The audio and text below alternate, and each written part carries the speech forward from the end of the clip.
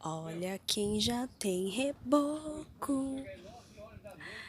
Gente, que testão que ficou aqui, né? Ó. Mas é porque aqui no projeto tem um coqueiro. Não é um coqueiro, mas palmeira, eu acho, não sei. Então dá... Fica mais bonitinho do que ele assim, todo liso, né?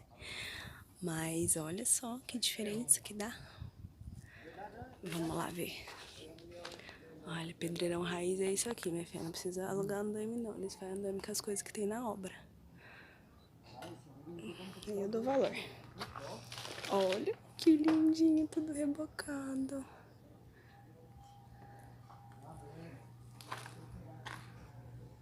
Nossa, mas tá sucesso, hein? Como deixa assim lisinho, né? Jesus. Muita tecnologia. E aqui, ó, o Cleito já deu uma geral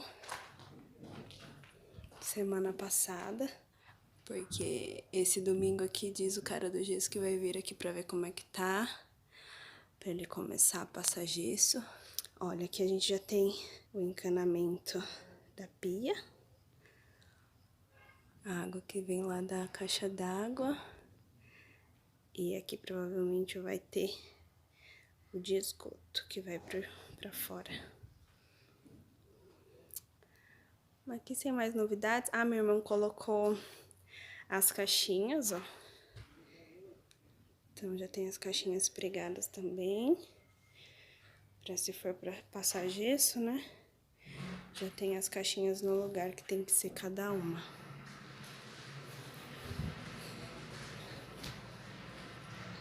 Só aqui que ficou faltando uma caixinha, que a gente vai ter que colocar mais uma aqui do lado, pra poder ser aquele passador de fio, sabe? Pra não ficar nada pra fora aí quando for passar fio dos equipamentos que vão estar aqui na nossa estante, no nosso rack, que é os meus nichos da Tokstok, até a TV que vai ficar aqui em cima. Ai, gente, deixa eu falar pra vocês que aqui daqui a pouco vocês vão ver uma escada, hein? A gente já pagou o prazo de 25 dias pra eles fabricarem e depois eles vêm aqui colocar. Só que isso tem que ser depois do gesso. Então, primeiro vai passar o gesso, depois colocar a escada. E o banheiro, como é que tá? Terminou o reboco, ó.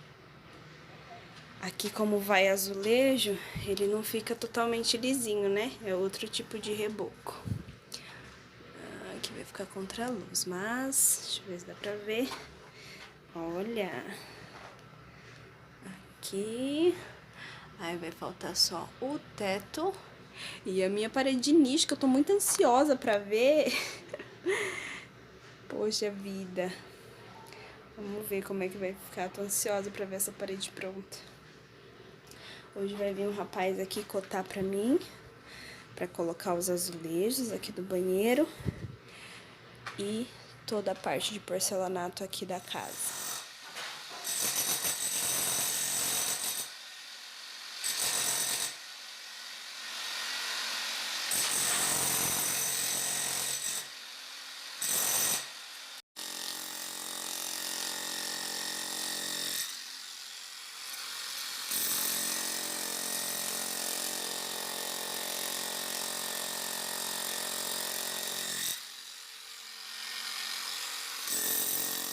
Gente, tenho fé em Deus que o Cleito vai vir esse final de semana pra limpar esse quintal. Né, a gente já quebrou o que tinha que quebrar ali, mas tá cheio de sujeira. Acho que a maioria também saiu aqui de dentro, né? No último sábado que ele veio, ele limpou aqui dentro. Mas agora precisa limpar o resto. Acho que vai dar até uma sensação de que é maior, porque tá muito bagunçado. Hoje é um dia chuvoso aqui em Sorocaba. Deixa eu me arriscar a pisar nessa lama aqui. Apesar que não tá muito lama, não. Só um pouquinho. Ixi, tô ouvindo barulho de água caindo ali, hein? Ai, meu Deus do céu. Será que é infiltração na minha casa? É que a gente não tá com a calha ainda, né? Então é até bom chover nesse meio caminho pra gente ver Ah, até sei do que é. É o buraco do ar-condicionado, quer ver? É bem no canto do ar-condicionado. Jesus, olha isso. Ai, Cristo. É, ó. Aquela ali, gente, é a saída que a gente deixou pra passar os cabos quando a gente instalar o ar-condicionado, né? E deu um torozinho hoje, então, ó, molhou foi tudo. Mas ele vai ser tampado, tá? A gente vai por calha ainda, aí não vai ter infiltração nenhuma. Ó, lá em cima provavelmente também molhou, tá vendo? Mas aqui, olha que bom, tá seco. Que da última vez que choveu, ficou toda molhada essa parede.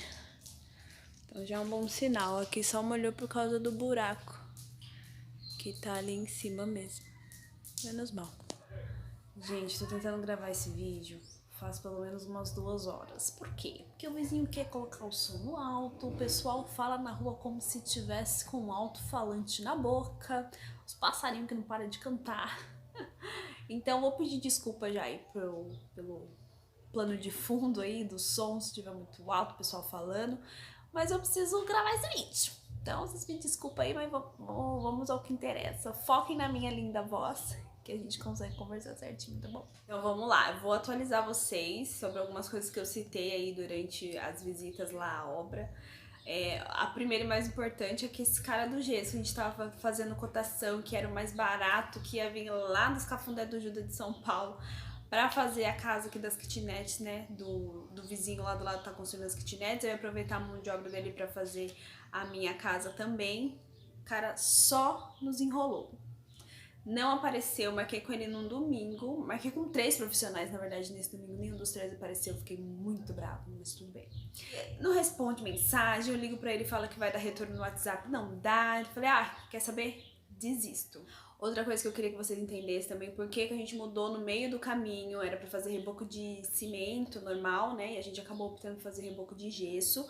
O que aconteceu? Como a gente contratou o amigo do Cleito, que é pedreiro, pra fazer nosso reboco e toda a parte do muro da casa.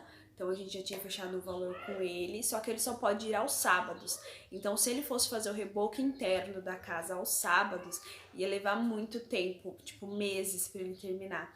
Porque é um processo muito demorado, tem o pé direito alto, então foi nessa que o vizinho sugeriu que a gente usasse a mão de obra do rapaz que ia fazer o serviço lá para ele de gesso, porque ele cobrava só R$8 de metro quadrado para fazer de mão de obra, né? E seria muito mais rápido, já veria a casa meio que já acabada, né? Só precisaria dar uma demão de argamassa, se fosse o carro. Argamassa? Massa corrida, se fosse o caso, e estaria pronto. Então a gente não precisaria passar o cimento para depois passar a massa corrida, enfim, daria para ver o acabamento da casa mais rápido. Mas como eu disse, o cara do gesso só nos enrolou, não veio para cá, não fez o nosso orçamento certinho da forma que precisava, não passou a quantidade de material que ele ia precisar usar e me irritou.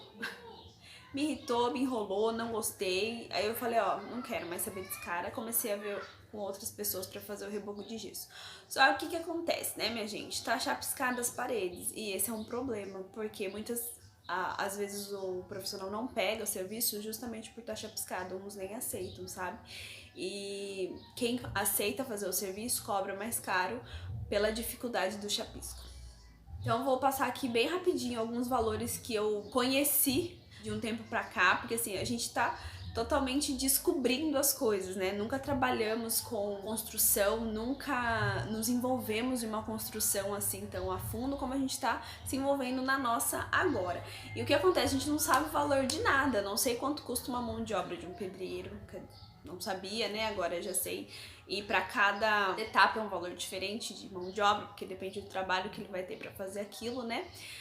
Material, a gente não sabia quanto que custava. Então assim, fomos descobrindo e tivemos que puxar várias cotações para saber o que realmente era um preço aceitável e quem tava furando nosso olho, né? Então começando pelo portão, que há muitos meses atrás, quando a gente decidiu fechar para fazer o muro da casa, tivemos que procurar por um portão. Então comecei a fazer cotações com serralherias mesmo, que eu queria um portão de metal, né, que fosse totalmente fechado e tal. Eu vou até pôr aqui para vocês alguns valores que eu recebi e eles variam em torno de R$ 4.000. Só um que deu 1.000 e pouquinho, que aí a gente já fica meio pra trás, que realmente foi o único que deu esse valor baixo.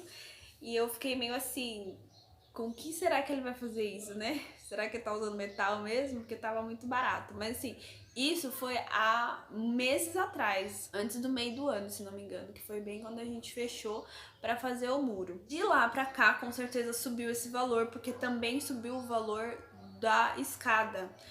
Pra você ter ideia, a gente desistiu da escada de metal, porque o preço subiu absurdamente nesses últimos meses. Subia assim de semana em semana, sabe? Tipo, de você cotar o serviço hoje com o serralheiro, ele te dá um valor, semana que vem. E se você falar, eu quero fechar com você hoje, então hoje já é outro valor. Porque a matéria-prima subiu. O que os fornecedores me explicavam, né? Os das serralherias, né?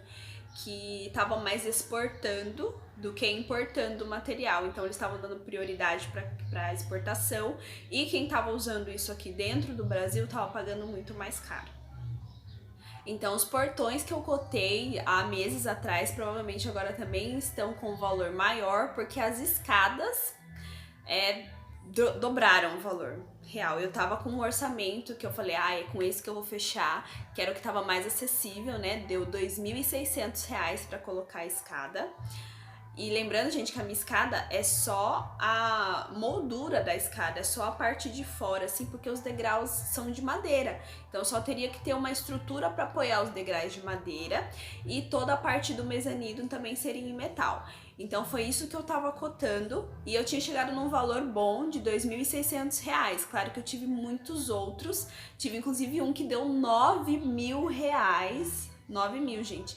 O cara me mandou um áudio que, assim, eu escutando fiquei até feliz, que nenhuma serralheria fornecia os degraus de madeira já. E esse cara que me respondeu, ele mandou o áudio: olha, a gente faz tudinho pra você, pega a escada completa, já com degraus, não sei o que, por apenas R$ 9.000. Falei, meu Deus do céu, eu tava subindo com ele falando de, eu entrego tudo, coloco os degraus, não sei o que, R$ 9.000. Você cai no chão. Falei, gente, muito obrigado. E nunca mais voltei a falar com o cara. Então, assim, R$ 2.600 foi o orçamento mais em conta que eu achei. E é o que eu tava na cabeça pra fechar. Mas, tipo assim, eu demorei um mês, mais ou menos, pra voltar a falar com esse cidadão. Porque a gente tava correndo atrás do reboque e tal. Porque antes de colocar a escada, tem que estar com a casa rebocada. Quando eu voltei a falar com ela, já não estava mais esse valor. E ele me mandou essa mensagem. Na verdade, era outro serralheiro, mas era com a mesma pessoa que eu tava tratando, só que era outro profissional. Não ficaria por menos de R$ 5.600. Falei, meu Deus, mais do que dobrou o valor. Aí por isso decidimos desistir da escada de metal e a gente passou para a escada de pré-moldado, que ficou muito mais em conta, só a estrutura da escada, né? Só a parte de metal mesmo, que não tem como, vai ficar caro mesmo, porque é metal, né?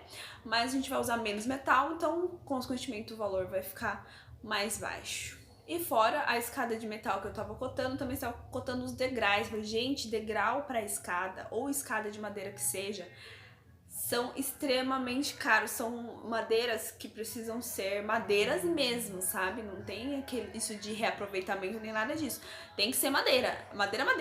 E são umas madeiras muito caras. Eu cheguei no menor orçamento de R$ 500 pros degraus. Eu acho que dá uns 18 degraus na escada por aí.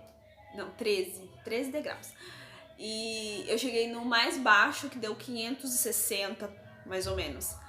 Mas eu recebi orçamentos de R$ 14.000 só para os degraus da escada.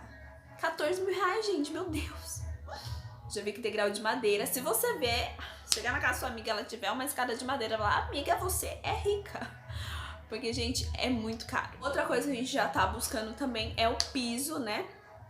No projeto é o piso vinílico. E a gente também tinha fechado com um amigo do Cleito que trabalha com isso. A gente vai fazer um bem bolado, porque o Cleito trabalha no despachante, ele tem 2 carros, precisa arrumar a documentação. Então a gente fazia a documentação do carro dele pelo serviço de mão de obra e parcelar com o patrão do Cleito da forma que desse. Mas tava em torno de, na verdade deu R$ 4.300 para colocar o piso só no salão, sala e cozinha, né? E no mezanino. E o ruim é que não inclui a regularização de piso, porque o nosso contrapiso ainda tá no bruto, então eu teria que estar pagando um pedreiro para fazer regularização de piso, para depois eles virem instalar o piso vinílico. Seriam 2 gastos, né? Então, fora esses 4.300, eu teria que buscar um profissional para fazer a regularização de piso. Então, também desistimos do piso vinílico, porque eu busquei por outros profissionais também, é claro. Aí deu nessa faixa mesmo de 4.000, quase 5.000 reais aí pra colocar o piso. Então a gente achou muito caro e decidiu buscar por uma segunda opção aí, um plano B, que seria o piso cerâmico mesmo, ou o porcelanato. Então o porcelanato a gente já percebeu que precisa de um profissional específico. Não é todo pedreiro que sabe assentar porcelanato, ainda mais o de junta seca, que é o que eu quero. Eu não quero ter divisórias no chão. Eu acho muito mais bonito quando parece ser um piso só, sabe? Então eu quero dessa forma tanto em todo o salão e no mezanino, quanto no meu banheiro. Quero todo ele na junta seca. E para isso você precisa de um profissional especializado. Nós achamos um que faz tudo por 3.000 e pouquinho. Então, por enquanto é com esse que a gente vai fechar, mas eu tenho mais um que eu queria que fosse fazer um orçamento lá em casa, que é uma indicação de uma moça que trabalha comigo, né? Então já tem uma indicação mais próxima. Esse rapaz que fez o orçamento de 3.000 e pouquinho, ele cobra R$35 um metro quadrado. Então, ele faria toda a regularização de piso, o contrapiso do banheiro, que ainda não tem, e assentaria todos os pisos da casa. Inclusive o da fachada, né, que tem aquele detalhe na lateral ali do banheiro. Então fecharíamos tudo o que fosse relativo ao porcelanato com esse profissional, nesse valor de 3.000 e pouquinho.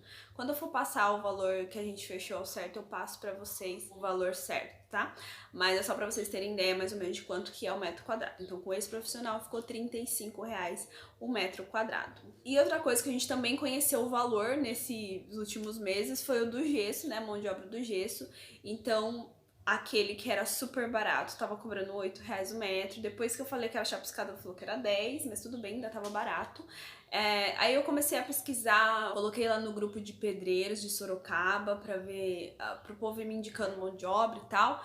E gira em torno de R$14 sem material, só mão de obra, e você busca material por fora, e 22 a R$30 com material. Isso o valor por metro quadrado, tá bom? Então em casa tá dando em torno de 140 metros quadrados aí de todas as paredes, né? E os orçamentos tava dando em torno de 2.000 só com a mão de obra e 3.000 com material. E nós resolvemos nos arriscar em fazer o gesso de casa. Inclusive o Cleiton tá lá hoje. Ele foi sábado, foi domingo, hoje é dia 12 de outubro, segunda-feira, feriado. E ele tá lá colocando os trilhos no teto pra gente colocar placas de drywall, placas de gesso, drywall, seja o que for, pra gente fazer o forro de gesso. O gesso não vai ser rebaixado, tá? Mas como a gente tá com uma parte que iniciou o chapisco, lembra que choveu e daí ficou úmido, a gente tentou rebocar o teto, mas não deu certo porque tava caindo, então ficou uma parte com essa tentativa de reboco.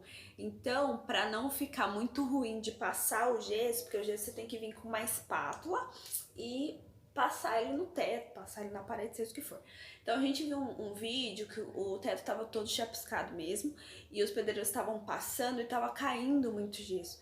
Então esse é um dos problemas em você ter chapisco na parede quando se vai passar o gesso, porque a espátula não corre devidamente quando devia correr e ela fica fazendo as ondulações, então você perde muito material, consequentemente gasta muito material.